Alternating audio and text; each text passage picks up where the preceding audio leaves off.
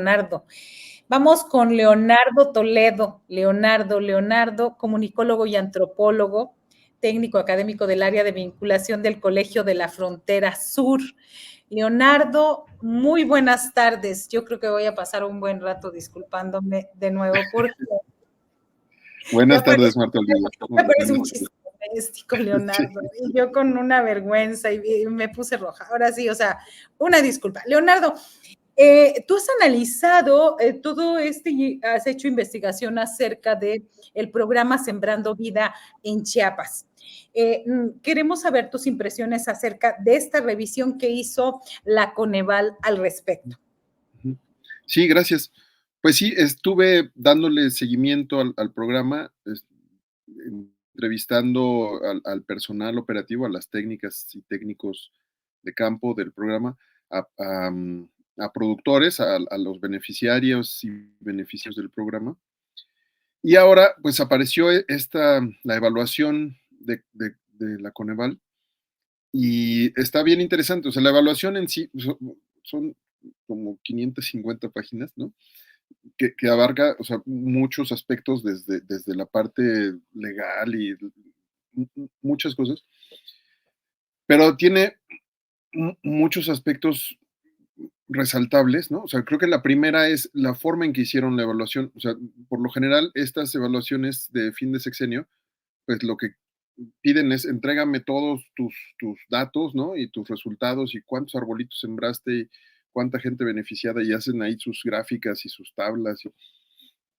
Y pues suele ser así dependiente de los niveles de la secretaría de la que se trate, ¿no? Que trabaje el programa. Y en este caso hicieron un análisis cualitativo que fue pues irse a conocer las parcelas, que es lo más bonito de Sembrando Vida, o sea, meterse a las parcelas, caminarlas, mirar los árboles y las milpas, y o sea, la forma en cómo se está cambiando las estrategias de producción. Y pues naturalmente les gustó, ¿no? Bueno, espero que les haya gustado.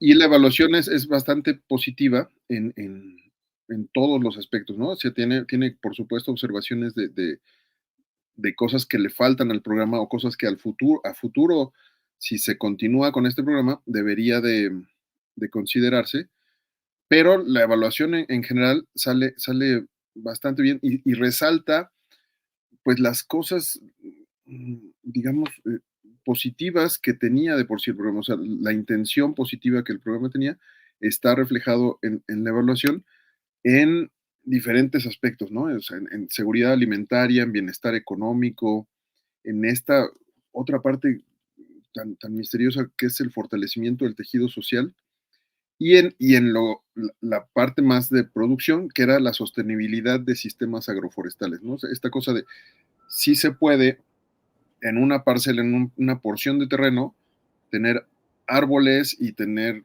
hortalizas y tener milpas, tener varios productos en oposición a la forma en cómo se acostumbra a hacer, que es pues el monocultivo, ¿no? O sea, puro trigo o pura palma. Y entonces, pues está bien interesante la evaluación porque sí se enfoca en aspectos muy concretos derivados de estas visitas que hicieron entrevistas a profundidad, hicieron observación, platicaron con la gente, ¿no? Y eso me parece muy positivo en las formas de hacer una evaluación de un programa de gobierno, ¿no? Esa es la primera que yo resaltaría de esta evaluación de Coneval, que es humana, ¿no? Claro. A mí me gustaría que nos compartieras, Leonardo, por qué escribiste sobre Sembrando Vida y uno de los motivos es aquellos huertos de cacao que decían en esta infodemia que estaban surtiendo a una fábrica de chocolates de un hijo del presidente. Entonces, ¿por qué? Porque esto te abrió la posibilidad, dijiste, a ver, creo que aquí hay cierta desinformación. Sí, fueron dos cosas, ¿no? Una fue esta nota que apareció, o sea, el programa llevaba como 2 años y ya le estaban vendiendo el cacao sembrado o sea, el cacao cosechado a la fábrica, a Chocolates Rocío. Y eso era pues imposible, o sea, los árboles de cacao pues tienen que crecer y luego tienes que cuidar la cosecha y luego tienes que beneficiar el cacao, ¿no? Hay muchos procesos previos que apenas o sea, el año pasado empezaron ya a regularizarse con los productores de Sembrando Vida que le entraron al cacao, porque pues hubo de todo, ¿no? O sea, unos decidían cacao, otros decidían otra cosa, ¿no? O sea, no era como, ahora todos siembren cacao porque el hijo del presidente lo necesita. Era una decisión que cada quien, y realmente una de las cosas que señala esta evaluación de Coneval y que ya se sabía desde que salió esa nota, es que las broncas que tiene ahora el programa Sembrando Vida es dónde venderlo, ¿no? O sea, porque pues todos están así metidos en el monte y pues llevarlo a vender no sé, al centro histórico de Ciudad de México, donde está el local de Chocolate Rocío, pues es bastante imposible para las y los productores, ¿no? Entonces, había ahí una cosa de no saber, o sea, a la hora de los que escribieron esa nota, no sabían ni, me imagino, ni cómo crecía el cacao, ni que es una mazorca, ni que se desgrana, o sea, se veía ahí mucha desinformación. Y luego hubo otro que me pareció mucho más grave, que fue una nota que sacó Bill, Billboard acerca de la deforestación, ¿no? O sea, este fue una de las cosas que más se ha señalado a Sembrando Vida. Y esta nota luego se reprodujo en todos los medios y muchos columnistas y muchas columnistas lo retomaron y diciendo, no, qué mal que Sembrando Vida esté deforestando en lugar de reforestando, ¿no? Y partían de un análisis que es bonito, o sea, porque son fotos aéreas, que, bueno, espaciales, ¿no? Desde satélite, que analizan los píxeles verdes, ¿no? O sea, los diferentes tonos de verde que tiene la foto satelital y la meten y desagregan los píxeles y entonces cuentan cuántos píxeles de un tono de verde o de otro, para saber cómo está la cobertura forestal, ¿no? Ese es un trabajo bien interesante que hacen entre los geógrafos y los biólogos, que es muy bonito. Pero entonces estos que hicieron un documento, era un documento como 3 páginas, que decían, no, pues anunciaron Sembrando Vida y entonces todo se deforestó.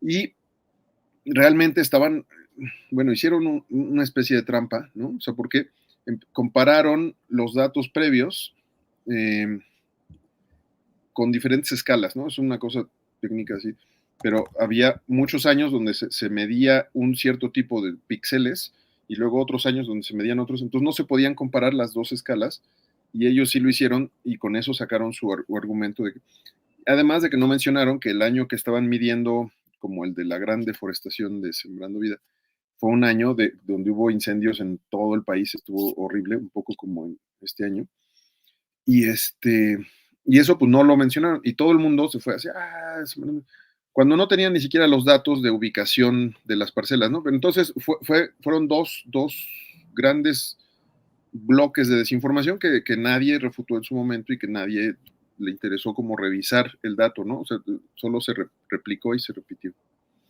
Esas dos fueron las que me llevaron a, bueno, vamos a escarbarle un poquito más y vamos a ver cómo llegamos a esta conclusión a partir de las notas de los medios y qué es lo que está pasando realmente en campo, ¿no? Esas Claro. cosas. ¿Y cuáles han sido las diferencias de Sembrando Vida comparado con otros programas que se han dado de apoyo al campo? Porque es muy común escuchar que unos van a fondo perdido, no hay una evaluación o un seguimiento de a dónde va el recurso federal. ¿Cuál sería la diferencia o en qué se parece a los anteriores programas?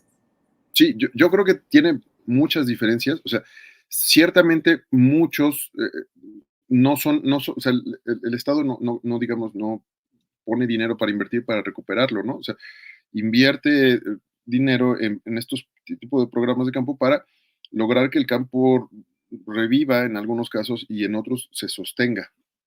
Entonces, la forma de medir, le pusimos tantos millones y se recuperaron millones, es no tan precisa, ¿no?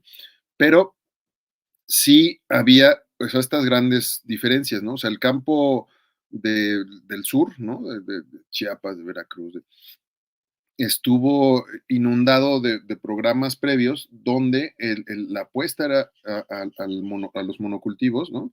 La palma de aceite fue un programa gubernamental que tiraba todo y luego se sembraban palmas, nada más palmas, donde era bien difícil que creciera la fauna y la diversidad de flora y de todas estas cosas.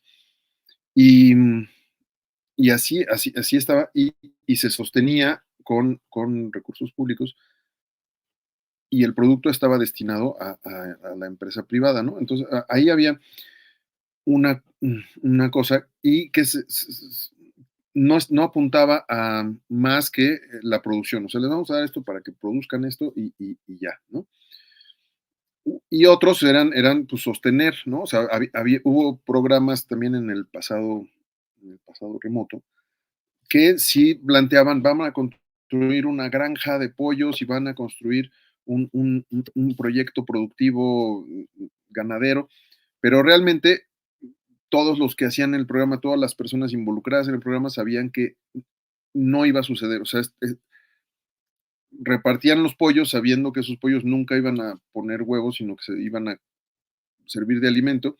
Y así, ¿no? O sea, muchas cosas que eran como una especie de grandes simulaciones donde estaban involucrados todos, o sea, los evaluadores estaban involucrados en la simulación, los técnicos de campo y las personas productoras tenían grandes simulaciones y recibían los recursos y, ¿no? O sea, fue una cosa que se hizo como a propósito. Y en este caso, había mucha voluntad en todos los niveles de decir, vamos a ver que esto sí funciona y que esto... Por ejemplo, o sea, creo que una de las características que tiene Sembrando Vida es que es integral, ¿no? Más o menos integral, porque no es nada más siembren árboles frutales y ya, ¿no? O sea, no es un programa de sembrar árboles frutales porque también incluye un proceso educativo, ¿no? Con estas comunidades de aprendizaje que se llaman las CAC, que es un nombre medio feo.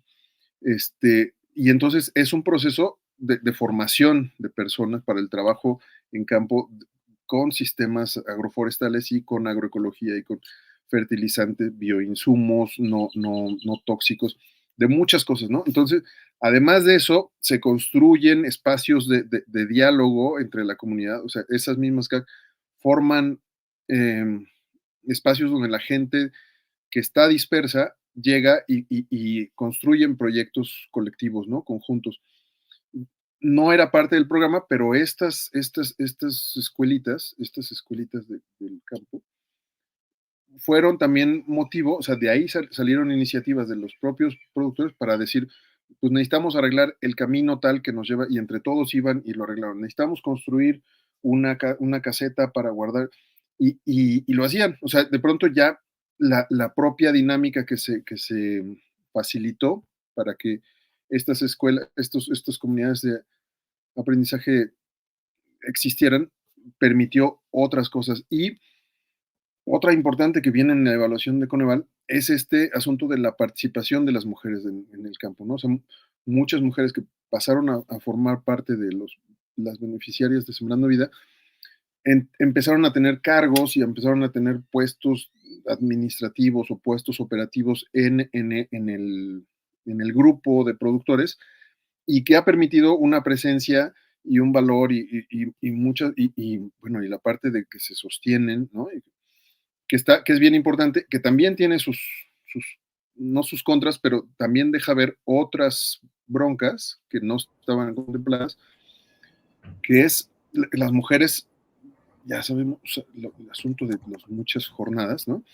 Entonces, eran productoras de Sembrando Vida, pero al mismo tiempo tenían que seguir trabajar en su casa, y al mismo tiempo tenían que conseguir alimentos, y entonces de pronto sí la carga de ser beneficiaria de Sembrando Vida sí era bastante pesada para muchas de las mujeres, que con todo y eso lograron tener mucha mayor presencia en la comunidad propia de Sembrando Vida y en sus comunidades, ¿no?